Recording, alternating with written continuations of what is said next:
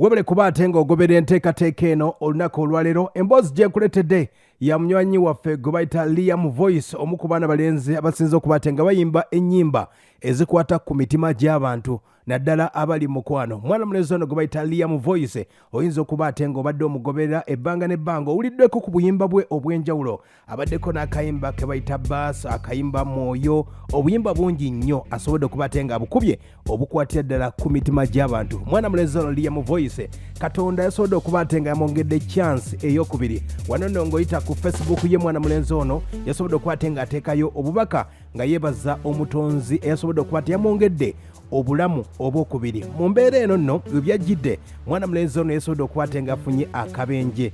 Yabadde agenda saidi z'eMukono olunaku lwajjo akawungeezi, wabula nga bumanyi nti embeera ennaku zino akakuba kabadde kanji babadde emmotoka yaabwe vitiizi ne maneja we ne bafuna obuzibu oba emmotoka nesobola okuba ate nga yavudde ku kataka, yasobodde okuba ate nga egwa kataka nesobola okuba ate nga emmotoka eno yafunye obuzibu obw'amaanyi, wabula Katonda yasobodde okuba ate nga yabasaasidde. Abakulu bano bavudde mu mmotoka nga tewaliiwo buzibu wadde n'akamu, okusinziira ku Facebook ye mwana mulenzi ono Liam Voice, era nga yebaza abavubuka ab'ekitundu ekyo eky'eMukono gyesobodde okuba ate nga yayise abamuyambye mu kadde akabadde akazibu ennyo, akadde akabadde akakafyu, wabula ne basobola okuba ate nga bamuyambye, era nga n'omutonzi yasobodde okuba ate yamukoledde kinene nnyo okuba ate nga mwongedde chance ey'okubiri. Wano nno wekijjidde ng'omukulu Edirisa Musuuza naye abadde yakawona akabenje ku lw'e Masaka. Omukulu Liam Voice naye mu mwezi guno abadde afunye akabenje okusinziira ku Facebook ye bw'ategeezezza n'ebifaananyi ebyo nga bw'osobodde okuba ate ng'obirengera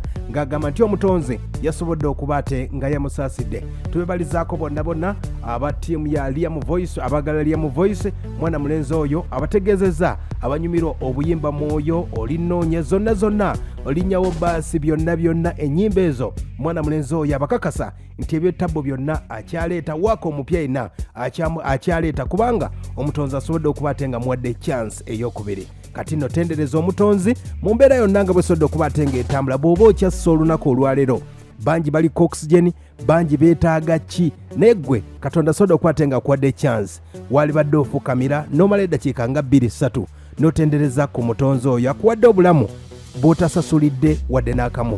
Bangi bafudde, mikwano gyaffe ab'eŋŋanda bafudde, naye nga gwe okyali mulamu.